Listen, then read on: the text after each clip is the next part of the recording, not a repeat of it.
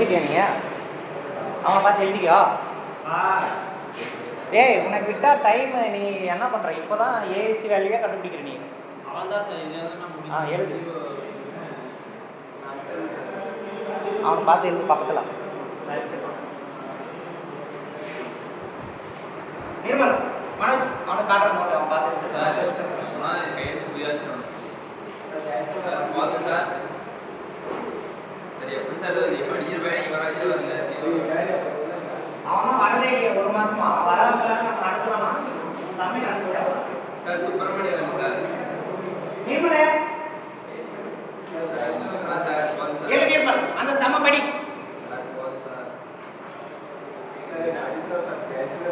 ஏழ்ரா நிர்மல் ஏழு அந்த rectangular film நான் கொடுத்தாங்கல்ல அந்த சம படி படிடா. அவன் படிக்க மாட்டேங்கானே, அவனுக்கு தெரியல படிக்கிறதுக்கு.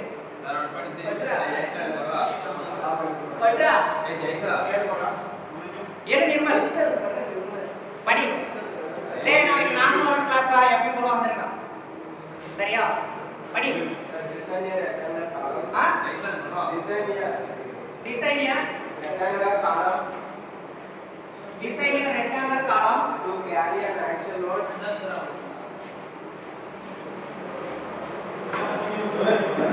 டேய் சார் நீ என்ன சொன்னேடா? என்ன கேக்குறாங்க? டேய் பாரு இந்த ஒரு சம் ஓட விட்டுருவான். பேசினீங்கன்னா இன்னொரு சம் எடுக்கணும். டிசைன் rectangular column அதுக்கப்புறம் சொல்லு. to carry an axial load. To carry an axial load of 1600 kilonewton. Use M20. Use M20 concrete FE 415 and FE 415 grade steel. Assume it is a short column. Assume it is a short column. அவனே சொல்லிட்டான் sir.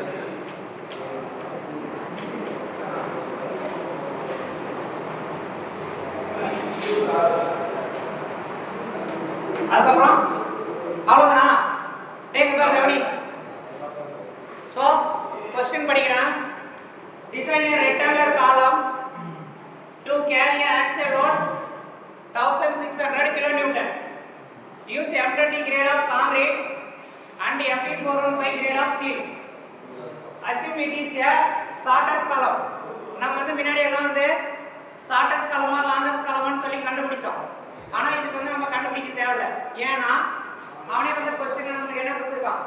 shortest column னு கொடுத்திருக்கான். ஓகேவா? So நான் வந்து இதுக்கு முன்னாடி சொன்னேன் உங்களுக்கு டிசைனவே நம்ம என்ன பண்ணணும்? அதுக்கு வந்து நம்ம என்ன பண்ணணும்? ஸ்பேசிங் கண்டுபிடிக்கணும். சரியா? அதுதான் வந்து டிசைனுடைய ப்ரொசீஜர். எழுதிட்டீங்களா நீங்க மணி? டேய் சைலண்டா இருடா.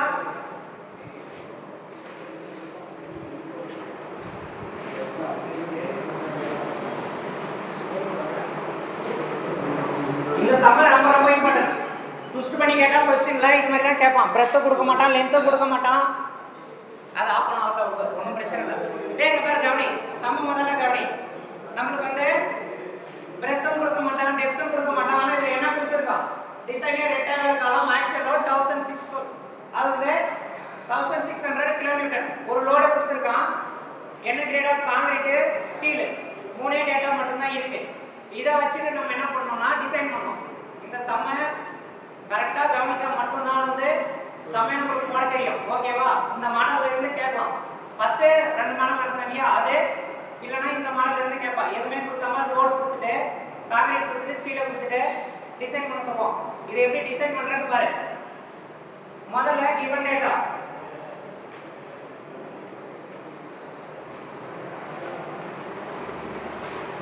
இதுக்கு வந்து given data எழுதலாமா? முதல்ல axial load எவ்வளவு கொடுத்திருக்கான்?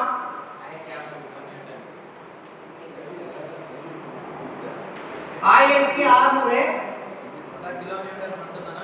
ஓகே அவ்வளவுதான்டா. நடக்குற நம்மளுக்கு வந்து எவ்வளவு கொடுத்திருக்கானா? axial axial load 1600 kilo Newton. Next வந்து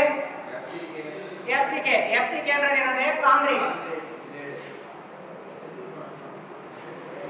கான்கிரீட் வந்து கவனி, கான்கிரீட் வந்து என்னன்னா FCK 20 Newton per mm square concrete. சரியா? அடுத்து வந்து என்ன கொடுத்திருக்கான்? ஸ்டீல். ஸ்டீல் வந்து FY 415 Newton per mm square. இவ்வளவுதான் நமக்கு டேட்டாஸே கொடுத்திருக்கான். ஆனா நம்ம டிசைன் பண்ணனும்னா லெந்த் தெரியணும், பிரெத் தெரியணும் காலத்தோடைய. அப்படி இருந்தா மட்டும் தான் நம்ம என்ன பண்ண முடியும்? காலத்தோடைய ஸ்பேசிங் கண்டுபிடிக்க முடியும். சரியா? சோ நம்ம இப்போ என்ன பண்ண போறோம்னா முதல்ல ஒரு ஃபார்முலா, நம்ம வந்து லோட் கண்டுபிடிக்கிறதுக்கான ஃபார்முலா எழுதுனா நமக்கு என்ன வரும்? ஒரு ஐடியா கிடைக்கும். ஓகேவா? லோட் கண்டுபிடிக்கிறதுக்கு ஃபார்முலா என்னன்னா PU 0.14 FCK AC plus 0.67 FY ASC. இந்த ஃபார்முலா பாரு, இந்த ஃபார்முலால நம்ம எல்லாம் சப்ஸ்டிட் பண்ணும்போது தான் நமக்கு என்ன கிடைக்கும்? ஒரு ஏரியா mm ஸ்கொயர் வந்து கிடைக்கும். அதை வச்சு தான் நம்ம சம்மே போட முடியும். சோ இதுக்கு நம்ம என்ன பண்ணலாம்னா PUன்றது தான் லோட். சோ PUன்றது லோட் 1600 கிலோ நியூட்டன் கொடுத்துருக்கானா? இத வந்து ஃபேக்டர் லோடா நம்ம மாத்தும்போது என்ன பண்ணனும்னா ஃபேக்டர் லோடுனா என்ன? 1.5 தான் ஃபேக்டர் லோடைய கான்ஸ்டன்ட். சோ ஃபேக்டர் லோட் வந்து 1.5. சோ நமக்கு PU கிடைக்கும்னா 1.5 into 1.5 into லோட். சோ நம்ம இப்போ PU எவ்வளவு வரும்னா 1.5 into நமக்கு கொடுத்திருக்க லோட் 1600 கிலோ நியூட்டன் அடிச்சா எவ்வளவு வேல்யூ? 2400 நியூட்டன். ஓகேவா?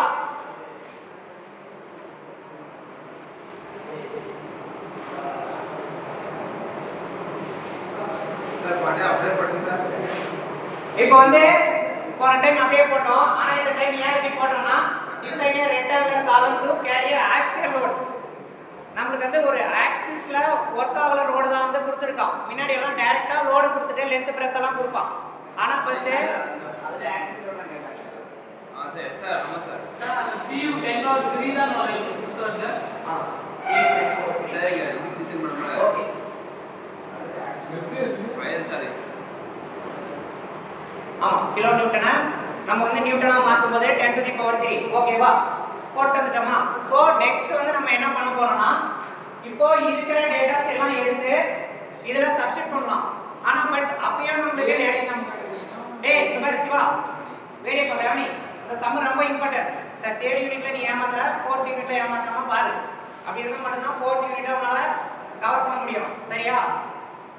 சோ நம்ம இப்போ கண்டுபிடிச்ச டேட்டாவை எடுத்துட்டு போயிட்டு இதுல சப்ஸ்டிட் பண்ணாலும் நமக்கு நிறைய டேட்டாஸ் இல்ல. சோ என்ன பண்ணனும்னா நம்ம இந்த AC கண்டுபிடிக்கணும், AAC கண்டுபிடிக்கணும். இதெல்லாம் கண்டுபிடிச்சாதான் நம்ம எடுத்துட்டு போயிட்டு சப்ஸ்டிட் பண்ண முடியும். இப்போ வந்து அவங்க என்ன கொடுத்திருக்காங்கன்னா அவனே வந்து என்ன பண்ணா ஷார்டஸ்ட் காலமெண்ட் கொடுத்துட்டான். இப்போ அவன் வந்து ஷார்டஸ்ட் காலமெண்ட் கொடுக்கும்போது நம்ம என்ன பண்ணலாம்னா AAC வந்து 2% அஸ்யூம் பண்ணலாம். ஓகேவா? AAC வந்து 2% ஷார்டஸ்ட் காலமா இருந்தா நம்ம அஸ்யூம் பண்ணலாம். ஓகேவா? இதுக்கு வந்து நம்ம என்ன பண்ணலாம்னா AAC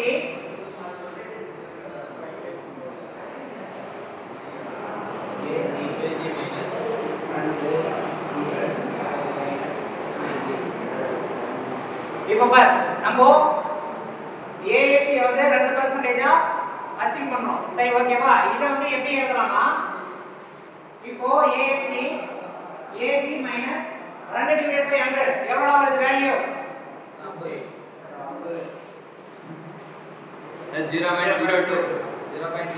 0.02 வருதா? 0.02 AG. ஓகேவா? இத வந்து எப்படி டெரிவேட் பண்ணலாம்னா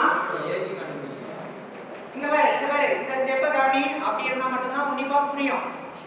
ஒரு AG இருக்கு, மைனஸ் 0.02 ஏஜி இருக்கு. ஸோ அப்போ நம்மளுக்கு வேல்யூ எவ்வளோ வரும்? 0.02.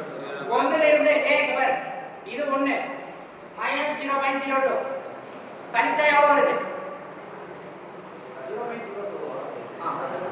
எவ்வளோ வருது? 1ல இருந்து மைனஸ் 0.02 கழி 0.98. ஓகேவா?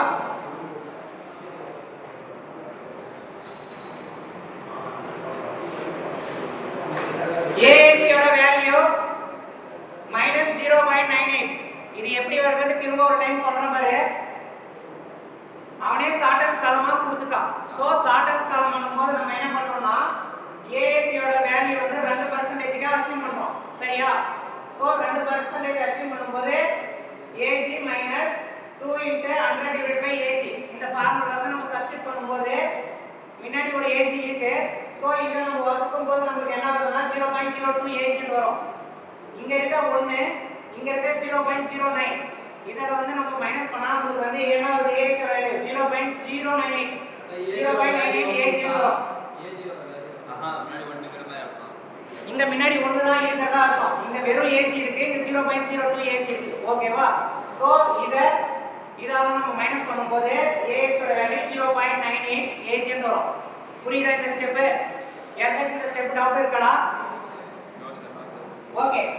அடுத்து வந்து நம்ம என்ன பண்ண போறோம்னா ஏசி கண்டுபிடிக்கிறது ஃபார்முலா என்னன்னா ஏஜி மைனஸ் ஏஎஸ்சி.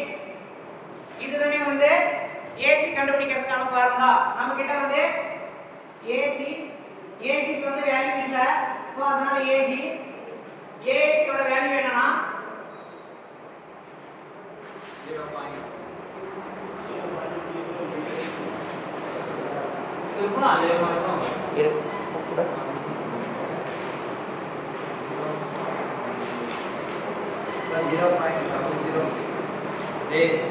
சும்மா வேறு பார்த்தா அதே 0.02 வரும்.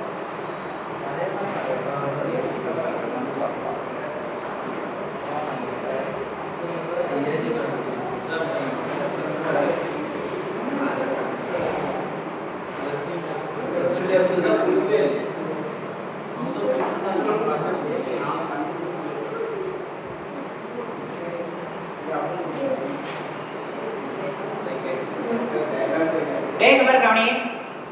நம்ம வந்து என்ன பண்ண போறோம்? ஏசி கண்டுபிடிக்கிறது ஃபார்முலா ஏஜி மைனஸ் ஏஎஸ்சி. ஓகேவா? நமக்கு வந்து ஏஜி ஓட வேல்யூ தெரியாது, அதனால ஏஜி அப்படியே இறக்கிட்டோம். ஏஎஸ்சி ஓட வேல்யூ வந்து என்னன்னா 2% வச்சு கண்டுபிடிக்கும் போது ஏஎஸ்சி ஓட வேல்யூ எவ்வளவு? 0.02 வந்ததா? சோ இதுல 0.02 போட்டு மைனஸ் பண்ணும்போது ஏஎஸ்சி ஓட வேல்யூ நமக்கு என்ன வரும்? ஏஎஸ்சி ஓட வேல்யூ 0.98 வரும். ஓகேவா?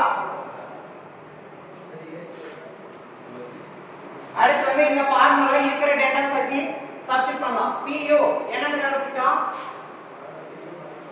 2400 10⁻³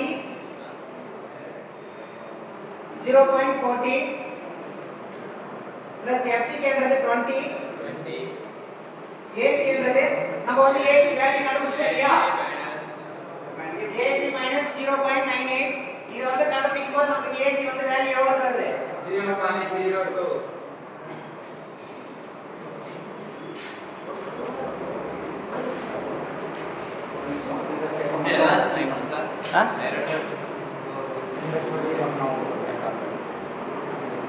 அவன் ஏஜியோட வேல்யூ கண்டுபிடிச்சிட்டாங்க இதுல. ஒரு நிமிஷம் இந்த ஒரு ஸ்டெப் மட்டும் பார்த்துட்டு சொல்றேன்.